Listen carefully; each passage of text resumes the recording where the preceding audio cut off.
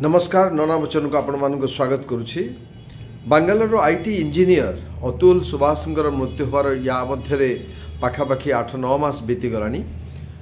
से एपरी घटना थिला जहाँकि देश में चांचल्य सृष्टि करथिला। निर्भया कांड परे जदि एभली अपमृत्यु संपर्क में सबुठु बेसी चर्चित खबर होता ताहा होछि अतुल सुभाषर मृत्यु। कारण निज पत्नींकर निर्यातना को सही न पारी से गोटे सुइसाइड नोट लिखा सहित पाखापाखि 24 पृष्ठार गोटे सुइसाइड नोट लिखा सहित पाखापाखि 1 घंटार एक वीडियो वार्ता देते एवं जो से दर्शाई जे तांको पत्नी किभली भाव में क्रमागत भाव में निर्यातना कर चली एवं तांको एवं तांको परिवार को सुख शांति बंचापी देना एवं शेष से यही कथा कही सुइसाइड करते जे जो कष्ट अर्जित धन मु बहु परिश्रम करी अर्जन करुछि ताकू मोते ही निर्यातित करने विनियोग होगापी मु देवी नाही मो स्त्री द्वारा।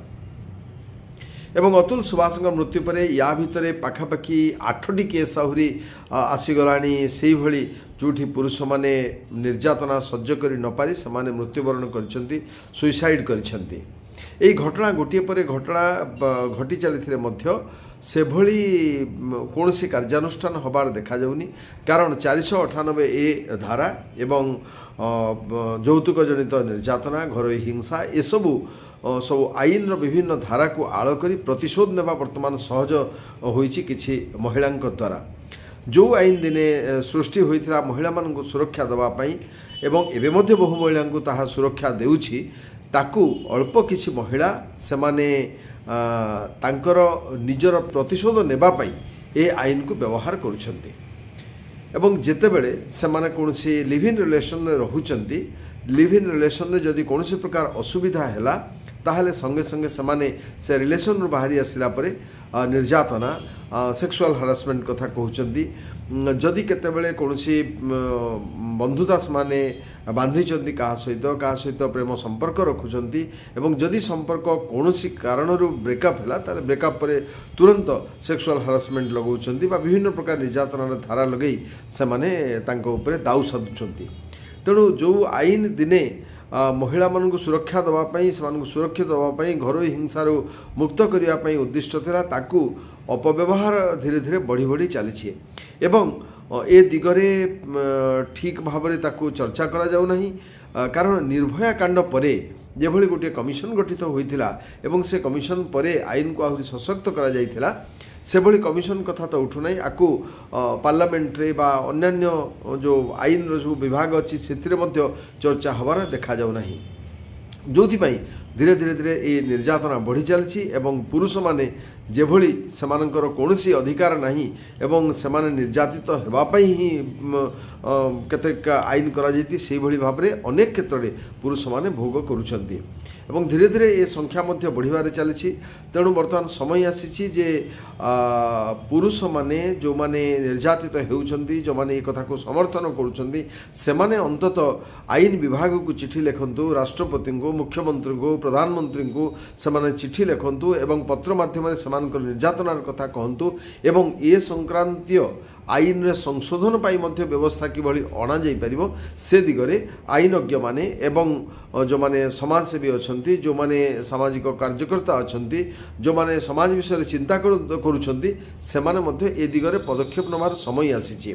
ता नहेले धीरे धीरे धीरे धीरे यही जो अभ्यास वर्तमान आरंभ होइछि। कारण लिव इन रिलेशनशिप को जितेबाला आम गोटे ताको ता उपरे स्टाम्प मारी देछे ता उपरे ताको अनुमोदित कर सारी से धीरे धीरे एभली रहिबा लोकों संख्या एवं विवाह नकरी जीवन यापन करिवार संख्या मध्य बढ़िबो।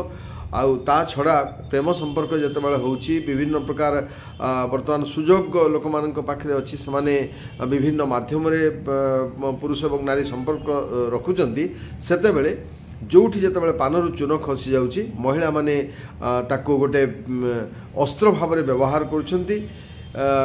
किछि वर्ष तले सुप्रीम कोर्ट मध्य कथा कहिथिले जे 498 ए को गोटे आईन रो आतंकवाद भाव में व्यवहार करा जाउछि एवं आईन रो आतंकवाद भाव में ताको मध्य कहिथिले किंतु एते दिन गला परे मध्य ताको से क्षेत्र कोनसी कार्यानुष्ठान मध्य निया जाय नाही। 2005 ମସିହାରେ ଏ କଥା ସୁପ୍ରିମକୋର୍ଟ କହିଥିଲେ ଯେ 498A ହେଉଛି ଆଇନର ଦୁରୁପଯୋଗ ହେଉଛି ଏବଂ ଏହାକୁ କାନୁନି ଆତଙ୍କବାଦ ବୋଲି ସେତେବେଳେ କହିଥିଲେ। କିନ୍ତୁ ଏହା ଭିତରେ ପାଖାପାଖି 20 ବର୍ଷ ବିତି ଯାଇଥିଲେ ମଧ୍ୟ ଏ ଦିଗରେ କୌଣସି ଠୋସ୍ କାର୍ଯ୍ୟାନୁଷ୍ଠାନ ହୋଇନାହିଁ। ତେଣୁ ଏ ଦିଗରେ ଆମେମାନେ ସମସ୍ତେ ସଚେତନ ହେବା ଦରକାର ଏବଂ ଯେଉଁ ମହିଳାମାନେ ଏସବୁ କର୍ମରେ ଲିପ୍ତ ଅଛନ୍ତି ବା ପୁରୁଷମାନଙ୍କୁ ନିର୍ଯାତନା ଦେବା ଭଳି ଆଇନକୁ ବ୍ୟବହାର କରୁଛନ୍ତି ସେମାନେ ମଧ୍ୟ ସତର୍କ ହେବାର ଆବଶ୍ୟକତା ରହିଛି। ତେଣୁ ମୁଁ ଅନୁରୋଧ କରିବି ଯେ ଯେଉଁମାନେ ସଚେତନ ନାଗରିକ ଯେଉଁମାନେ ନିର୍ଯାତିତ ପୁରୁଷ ସେମାନେ ପ୍ରଥମେ ପତ୍ର ମାଧ୍ୟମରେ ସେମାନଙ୍କର ସ୍ୱର ଉତ୍ତୋଳନ କରନ୍ତୁ ଏବଂ ଏ ସ୍ୱର ଯାଇ ନିଶ୍ଚିତ ଭାବରେ ପାର୍ଲାମେଣ୍ଟ ହେଉ ଆସେମ୍ବଲି ହେଉ ବା ଆଇନର ଯେଉଁମାନେ ରକ୍ଷକ ସେମାନଙ୍କ ପାଖରେ ପହଞ୍ଚୁ। ନମସ୍କାର।